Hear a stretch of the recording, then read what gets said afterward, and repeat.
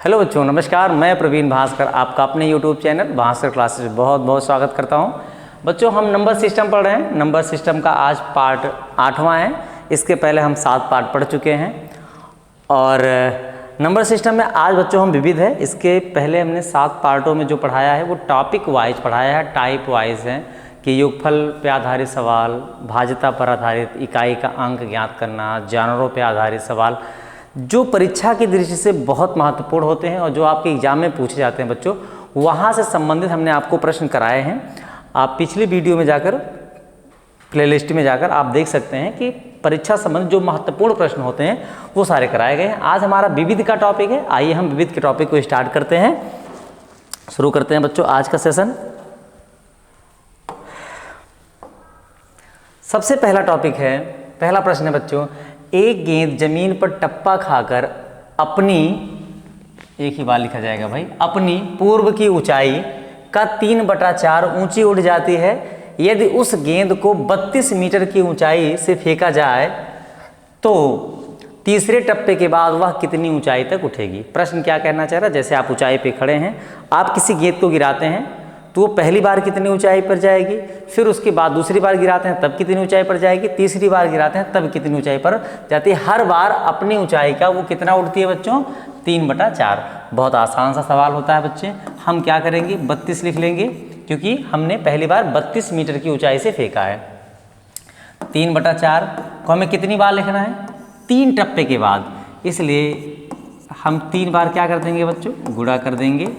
तो हो जाएगा 4 8 32, 4 दूनी 8, 2 दूनी 4, 3 त्रिक 9 त्रिक 27, 27/2 और 27 का आधा बच्चों होता है 13.5। हम कह सकते हैं 13.5 मीटर। ऑप्शन ए गलत है, ऑप्शन बी भी 14 मीटर, ए भी गलत है, ये 14.5 है। तो बचा कौन सा बच्चों, ऑप्शन नंबर सी बचा। इसी तरह से अगला प्रश्न है, आइए हम देखते हैं। कोई गेंद अपनी उछाल में जितनी ऊंचाई से गिरती है उसकी 2/3, यहाँ पर कितना है बच्चों, 2/3 ऊंचाई तक ऊपर उड़ती है। यदि गेंद को 36 मीटर की ऊंचाई से, कितनी ऊंचाई से, 36 मीटर की ऊंचाई से फेंका जा रहा है और वो कितनी बार, तीसरी उछाल में, यहाँ भी वही पहले वाले सवाल के जैसा है। फिर भी हम इसको क्या करेंगे बच्चे, 2/3 को कितनी बार लिखेंगे, 3 बार लिखेंगे। 3 से करेंगे 12 तिहाई 36, फिर काटेंगे 3 चौक 12, अब तो कटेगा नहीं। 2 दूनी 4 दूनी 8, 8 2 दूनी 4 दूनी 8, 8 को जब 4 से गुणा करेंगे तो 8 चौक क्या हो जाएगा बच्चों, 8 चौक 32 हो जाएगा। 4 दूनी 8, 8 दूनी 16, 16 दूनी 32, 32 को 3 से भाग देंगे बच्चों तो 3 धामा 30, 2 32, 10 सही 2/12, 3 मीटर। कौन से ऑप्शन में चला जाएगा बच्चों, ऑप्शन ए गलत है क्योंकि 1/3 है। ऑप्शन बी देखें, हाँ 10 सही 2/3 है। ऑप्शन बी के पास चला जाएगा। कहाँ चला जाएगा हमारा उत्तर बच्चों, ऑप्शन बी के पास चला जाएगा। अगले प्रश्न पे बच्चों हम आते हैं। अगला प्रश्न हमारा है,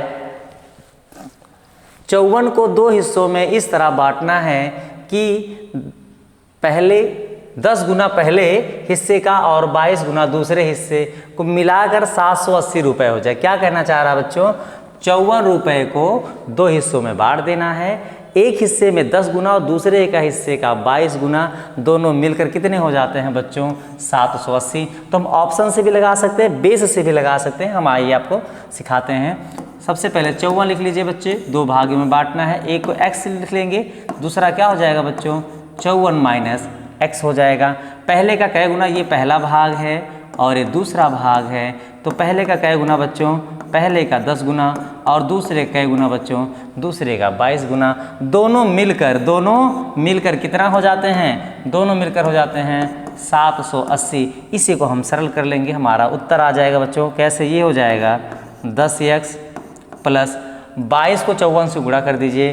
22 को 54 से गुणा कर देंगे, 22 चौका 88, हासिल हुआ 8, 22 पंचे 110 में 8 जोड़ेंगे तो 118 हो जाएगा बच्चों। क्या हो जाएगा, 118। टोटल वैल्यू हो गई 1188। माइनस का चिन्ह लगा है, माइनस लगा देंगे। फिर इसमें गुणा करेंगे, किसमें बच्चों, 22 को x में गुणा करेंगे तो क्या हो जाएगा, 22x बराबर 780। अब हम देख रहे हैं 780 छोटा है, 1188 बड़ा है। अब यहाँ पर माइनस लगा है तो इसको हम उधर भेज दें। इसको हम इस तरह बच्चों लिख सकते हैं, जब माइनस वाली संख्या को उधर भेजेंगे तो 22x प्लस में हो जाएगी, 10x जाएगा प्लस में, उधर माइनस, 1188 को इधर रखेंगे बच्चों, 780 को इस साइड ले आएंगे। तो ये धनात्मक संख्या है, जब बराबर किस तरफ आएगी तो ऋणात्मक हो जाएगी। ये ऋणात्मक थी, बराबर के उस तरफ गई, धनात्मक हो गई, और ये धनात्मक था उधर गया तो क्या हो जाएगा, ऋणात्मक। तो ये बचेगा बच्चों 22 में से 10 जाएगा तो क्या बचेगा बच्चे, 12x बचेगा, 12x बचेगा। और 1188 में से 780 माइनस करेंगे, 8 में से 0 गया तो 8 बचेगा। फिर 8 में से 8 जाएगा बच्चों, सॉरी 8 में से 0 गया तो 8 बचेगा, 8 में से 8 जाएगा तो 0 बचेगा। और 11 में से जब 7 जाएगा तो क्या बचेगा बच्चों, 4 बचेगा। अब इसको हम काट सकते हैं तो 12 तिहाई 36, 12 तिहाई 36, 4 40 बचा, ये 48 हो गया, 12 चौक 48। x का मान बच्चों क्या आ गया, x का मान 34 आ गया। क्या आ गया बच्चों, x का मान आ गया 34। किसी ऑप्शन में नहीं है, 36 है, 72 है, 41 है, 35। एक बार फिर से आप काट के चेक कर सकते हैं। 12 तिहाई 36, 4 40, 12 चौक 48, 12 चौक बच्चों क्या होता है, 48 होता है। ऑप्शन सारे गलत हैं, यहाँ पर 34 होना चाहिए था, बच्चे ने 36 लिख दिया है। तो यहाँ पर ऑप्शन नंबर ई के पास चला जाएगा, क्या हो जाएगा 34। ऑप्शन नंबर हमारा ई सही हो जाएगा बच्चों, क्या हो जाएगा 34। कोई डाउट हो तो आप कमेंट बॉक्स में डाउट लिखिए, कुछ ना समझ में आ रहा हो फिर भी आप कमेंट बॉक्स में लिखिए कि सर मुझे नहीं आ रहा है, आपको सारी चीज़ें बताई जाएंगी, आपके सारे डाउट बच्चों क्लियर किए जाएंगे। हम 0 लेवल से इसलिए पढ़ा रहे हैं, जो भी चीज़ें आपको जहाँ भी डाउट है आप पूछिए, उसको हम आपको बताएंगे। अगला सवाल बच्चों सेम इसी तरह से है, 27 को 2 भागों में बांटना है, बिल्कुल सही है। चलिए आइए 27 को 2 भागों में बच्चों बांट लेते हैं, एक को x मानेंगे, एक हो जाएगा 27 माइनस x।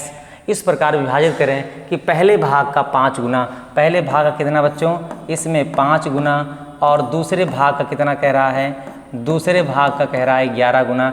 इसमें से कितने से गुणा करेंगे 11, यहाँ भी कह रहा है दोनों मिलकर कितने हो जाएंगे बच्चों, दोनों जो हम प्लस करेंगे तो बराबर हो जाएगा 195। आइए सरल कर लेते हैं, तो ये हो जाएगा बच्चों 5x, इसको गुणा करेंगे तो 11 सते 77 हो जाएगा, हासिल भी 7 बचेगा, 11 दूनी 22 में 7 जोड़ेंगे तो 22 7 29 होता है, 22 7 क्या होता है बच्चों 29 होता है। फिर 11x करेंगे, ये हो जाएगा 195। जैसा पहले सवाल था बच्चों एकदम सेम वैसे ही है, इसको इधर ले आएंगे और 11 को इधर भेज देंगे तो ये हो जाएगा 297 माइनस 195, इधर हो जाएगा बच्चों 11x माइनस 5x। क्या हो जाएगा 11x माइनस 5x, इधर बचेगा बच्चों, इधर बचेगा आपका 6x बचेगा, इधर 7 में से 5 जाएगा तो क्या बचेगा बच्चे 2 बचेगा, ठीक है। और 9 में से 9 जाएगा तो क्या बचेगा 0 बचेगा, और 2 में से 1 जाएगा तो क्या बचेगा 1 बचेगा। हम भाग देंगे बच्चों तो ये हो जाएगा 6 एकन्नम 6, 4 10, 6 4 10, 6 सते 42। x का मान कितना आ गया बच्चों, x का मान 17 आ गया, अर्थात पहली संख्या 17 है, दूसरा 27 में से जब 17 माइनस करेंगे बच्चों तो क्या आ जाएगा 10 आएगा। हमसे पूछ रहा है पहले और दूसरे भाग का अनुपात पूछ रहा है, तो पहला भाग है बच्चों 17 और दूसरा भाग है बच्चों 10। आपका उत्तर हो जाएगा 17:10। अब हम चेक कर लेंगे ऑप्शन नंबर कौन सा है बच्चों, ऑप्शन नंबर बी है। एकदम बेसिक से मैंने आपको बताया, एक एक चीज़ों को मैंने समझाया, आप समझ सकते हैं, चाहे तो स्क्रीनशॉट ले लें बच्चों। अगला सवाल है, अगले सवाल पे हम चलते हैं। आइए देखते हैं अगला सवाल बच्चों क्या है। अगला सवाल है, एक आदमी ने एक नौकर को एक शर्त पर रखा कि वह उसे 80 रुपये और एक जोड़ी जीन्स 1 वर्ष की सेवा के बाद देगा। प्रश्न क्या कहना, एक मालिक है वो एक नौकर रखता है, उससे इस शर्त पे रखता है कि 1 साल में उसे 80 रुपये देगा और एक जोड़ी क्या देगा बच्चों, एक जोड़ी उसे जीन्स देगा, ठीक है। नौकर ने केवल 9 महीने काम किया। कितना काम किया बच्चों, 9 महीने काम किया, अर्थात पूरे साल उसने काम नहीं किया। तो उसे मालिक ने क्या दिया, 55 रुपये दिया है और एक जोड़ी जीन्स दिया है। एक जोड़ी जीन्स दिया है बच्चे और 55 रुपये दिया है, तो जीन्स की कीमत पूछ रहा है। क्या पूछ रहा है बच्चों? जीन्स की कीमत। बहुत आसान सवाल है, आइए देखते हैं बच्चों। 12 महीने में कितना पा रहा है ये बच्चे? 12 महीने में इसे कितना मिल रहा है? 80 रुपये पा रहा है, प्लस एक जोड़ी जीन्स पा रहा है। एक जोड़ी क्या पा रहा है? एक जोड़ी जीन्स पा रहा है बच्चा। ठीक है, 9 महीने काम किया इसने, 9 महीने में पाया कितना है? ये पाया है बच्चों 55 रुपये। 55 रुपये पाया है और एक जोड़ी जीन्स भी पाया है। ठीक है, तो अगर ये 3 महीने और काम करता तो इससे कितने रुपए मिलते? पूरे 80 रुपये मिलते ना। लेकिन ये 9 महीने में छोड़ दिया है, अर्थात अगर ये 3 महीने और काम करता, कितने महीने? 3 महीने। भाई 12 महीने काम करना था, 9 महीने काम किया है, केवल 3 महीने और काम करता तो इसे पूरे 80 रुपये मिलते, लेकिन मिले कितने? 55 रुपये। तो इसके कितने रुपए काटे गए? 10 में से 5 जाएगा तो 5, 7 में से 5 जाएगा तो कितने? 25। अर्थात 3 महीने में उसको कितने और रुपए मिल जाते? 25 रुपये। मतलब 3 महीने की कमाई कितना है? 25 रुपये। तो 1 महीने के बच्चे कमाई निकाल लें हम, 1 महीने कमाई निकालें तो 25 बटा क्या हो जाएगा? 25 को जब 3 से भाग देंगे तो 1 महीने में कितना मालिक उसे पैसा देता है ये पता चल जाएगा। और जब 1 महीने का पता चल जाएगा बच्चों तो 12 महीने में कितना होगा? 3 चौक 12, 25 चौका 100 रुपये। इसका मतलब मालिक उसे कितना रुपया देता है? 100 रुपया देता है। 100 रुपये ना देकर वो क्या करता है? 80 रुपये दे देता है उसे और एक जोड़ी जीन्स देता है। इसका मतलब बच्चों ये है कि जीन्स की कीमत कितनी है? जीन्स की कीमत है बच्चों 20 रुपया। जीन्स की कीमत कितनी है? जीन्स की कीमत 20 रुपया है, क्योंकि 12 महीने की जो उसकी कुल इनकम है, कुल आय है, वो 100 रुपया है। तो 100 रुपये मालिक ना देकर उसे कितना दे रहा है? 80 रुपये प्लस एक जोड़ी जीन्स दे रहा है। इसका मतलब जीन्स की कीमत कितनी है बच्चों? जीन्स की कीमत है 20 रुपये। ऑप्शन नंबर कहाँ चला जाएगा? ऑप्शन नंबर डी पे चला जाएगा। किस पे चला जाएगा बच्चों? ऑप्शन नंबर डी पे। स्क्रीनशॉट ले सकते हैं चाहें तो आप। अगला प्रश्न देखेंगे। सेम वही प्रश्न है। एक व्यक्ति ने एक सेवक को इस शर्त पे रखा कि वह एक वर्ष में, 1 वर्ष की संचय के पश्चात, 1 वर्ष सेवा के पश्चात, 1 वर्ष में सेवा के पश्चात उसे 90 रुपये और एक पगड़ी देगा। सेवक ने केवल 9 महीने काम किया, उसे पगड़ी और 65 रुपये मिले। पगड़ी की कीमत। सेम प्रश्न है बच्चों, कुछ भी नहीं बदला है, एकदम सेम प्रश्न है। 12 महीने में कितना? 90 रुपया प्लस एक पगड़ी पा रहा है बच्चे, एक पगड़ी पा रहा है। और 9 महीने में कितना पाया है? 9 महीने में पाया है उसने 65 रुपये। तो कितने इसके बच्चे? यहीं पर 10 में से 5 गया 5, ये 8 में से। सेम प्रश्न है बच्चों। 3 महीने में 25 रुपये सेम है। तो क्या करेंगे? 1 महीने निकालने के लिए क्या करेंगे हम? 25 बटा 3 कर देंगे और गुणे 12 कर देंगे। 3 चौक 12, 25 चौका 100 रुपये। मजदूरी कितनी है कुल उसकी? 100 रुपया। 100 रुपये ना देकर उसके सम्मान में 10 रुपये की क्या दे रहे हैं? 10 रुपये की एक पगड़ी दे रहे हैं और 90 रुपये उसे क्या दे रहे हैं बच्चों? 90 रुपये उसे के रूप में दे रहे हैं। तो पगड़ी कीमत कितनी है? 10 रुपये। पगड़ी कीमत कितनी है? 10 रुपये और उसको दे रहे हैं कुल 90 रुपये प्लस एक पगड़ी। कुल आय कितनी है बच्चों उसकी? कुल आय है 100 रुपये। सेम प्रश्न था जैसे चौथा पाँचों प्रश्न था वैसे सेम प्रश्न है। अगला है सवाल बच्चों। एक सूक्ष्म जीव प्रत्येक 24 घंटे में अपनी संख्या को दुगना कर लेता है। 30 दिन के अंत में इसकी संख्या 84 लाख है, तो इसकी संख्या 21 लाख कब है? 24 घंटे का मतलब होता है बच्चों 1 दिन। 24 घंटे का मतलब होता है 1 दिन। तो कहना चाह रहा है कि 1 दिन में इसकी संख्या क्या हो जा रही है? दुगनी हो जा रही है। क्या हो जा रही है? दुगनी हो जा रही है। 1 दिन में उसकी संख्या क्या हो जा रही है बच्चों? 1 दिन में उसकी संख्या हो जा रही है दुगनी। 1 दिन में उसकी संख्या क्या हो जा रही है? दुगनी हो जा रही है। तो कह रहा 30 दिन के अंत में इसकी संख्या क्या थी? 30 दिन के अंत में इसकी संख्या क्या थी बच्चों? 84। अगर 30 दिन के अंत में इसकी संख्या 84 थी बच्चों, तो 29वें दिन इसकी संख्या क्या रही होगी? 42 रही होगी, और 28वें दिन कितनी रही होगी? 21 लाख रही होगी। कितनी रहेगी बच्चों? 21 लाख। क्योंकि हर एक दिन क्या हो रही है? दुगनी हो रही है। अगर वो एक दिन में दुगनी हो रही है तो दूसरे दिन चौगुनी हो जाएगी, उसी तरह से बढ़ती जाएगी। अर्थात अगर वो 30 दिन में बच्चों 84 लाख है तो 29वें दिन 42 रही होगी, 28वें दिन कितना रही होगी? 21 लाख होगी। हमसे पूछा किस दिन, तो किस दिन होगा बच्चों? किस दिन होगा? 28वें दिन। क्यों? क्योंकि अगर 28वें दिन में 21 लाख थी तो 29वें दिन में क्या हो जाएगी? 42 लाख, क्योंकि दुगनी बढ़ रही है। कैसे बढ़ रही है? दुगनी बढ़ रही है। 30वें दिन में कितनी हो जाएगी? 84 लाख हो जाएगी। आपसे पूछा है 21 लाख कब थी बच्चों, तो 28वें दिन कितनी थी? 21 लाख थी। कितनी थी? 21 लाख थी। आइए अगला सवाल है बच्चों, 10 वर्ष की अवधि में खर्च हुए तेल की बैरल की संख्या दुगनी हो जाती है यदि सन 1940 में 20 बैरल तेल खर्च हो। कितना हो? 20 बैरल तेल खर्च हो तो सन 2000 में कितने गुने बैरल तेल खर्च होंगे? क्या कहना? दुगना। वही सवाल है बच्चों। 1940 से आपको चलना है कहाँ तक? सन 2000 तक चलना है। कहाँ तक चलना है बच्चों? 2000। और अगर 1940 में बच्चों 20 थी तो 1950 में कितना हो जाएगा? 1950 में हो जाएगा 2B। कितना हो जाएगा? 2B। 1960 में हो जाएगा बच्चों, 1960 में, चूँकि 10 वर्ष में, कितना कह रहा है? 10 वर्ष की अवधि में खर्च हुए, 10 वर्ष में, तो 60 में हो जाएगा 4B। 70 में हो जाएगा बच्चों, 1970 में हो जाएगा 8 बैरल 8B। और 1980 में हो जाएगा बच्चों, 1980 में हो जाएगा 16 बैरल। 1990 में हो जाएगा बच्चों 32B। और सन 2000 में बच्चों हो जाएगा 32 का दुगना क्या होता है बच्चों? 64B। कितना बैरल हो जाएगा? 64 बैरल हो जाएगा। आपसे पूछा है सन 2000 में, क्या पूछा है बच्चों? सन 2000 में B कितने गुने बैरल तेल खर्च होगा?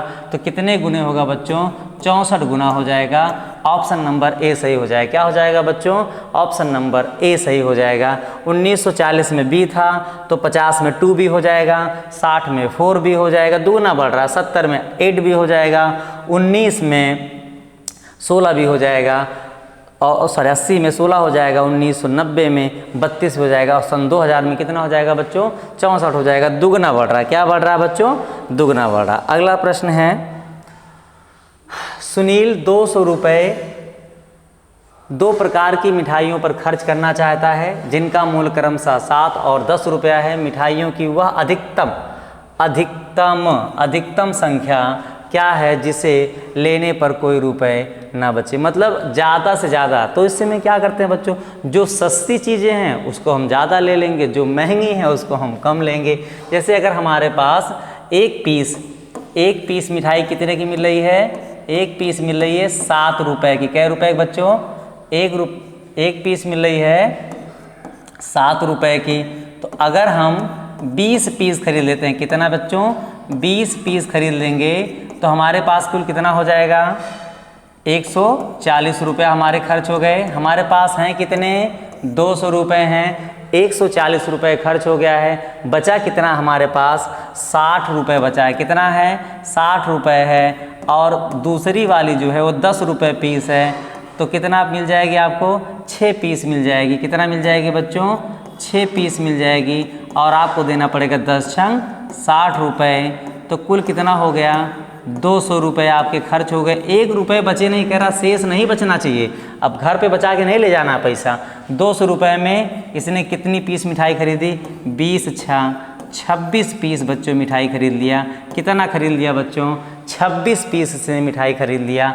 ऑप्शन नंबर कहाँ चला जाएगा? ऑप्शन नंबर बी पे चला जाएगा। बहुत आसान सवाल होते हैं बच्चों, ये सब ध्यान देना है। जो सस्ती होगी उसको ज़्यादा खरीदेंगे, जो महंगी होगी उसे हम कम खरीदेंगे। अगला सवाल है बच्चों, अगला है, एक व्यक्ति 2 प्रकार के पेन बेचता है, एक 2 रुपये प्रति पेन और दूसरे को 3 रुपये प्रति पेन। एक ग्राहक स्टोर पर खरीदने के लिए 25 रुपये तक खर्च कर सकता है और कोई विक्रय कर सकता है, तो ग्राहक अधिकतम संख्या में कितने पेन खरीद सकता है? वही प्रश्न है बच्चों, कुछ अलग नहीं है। जो सस्ता है उसको हम ज़्यादा खरीद लें और जो महंगा है उसको हम क्या खरीद लें, कम।